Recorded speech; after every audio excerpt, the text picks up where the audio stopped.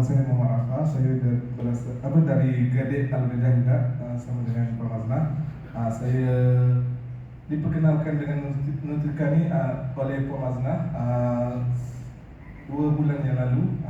Buat masa sekarang ni, setelah saya dalam masa 2 bulan saya makan Nutrika ni, saya sebelum ni pernah kemalangan dan kaki saya luka agak besar. Lepas tu dalam masa saya kemalangan tahun 2013, dalam masa 10 tahun luka tu masih belum bercantum lagi.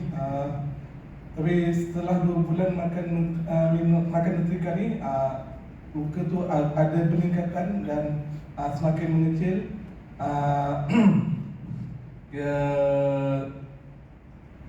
Saya bersyukur sangat dapat berjumpa dengan produk ni, dan insyaAllah saya akan teruskan lagi saya punya selain itu muka saya pun dulu agak banyak berjerawat, dan setelah makan produk Nutrika ni jerawat semakin kurang dan makin licin. Wow.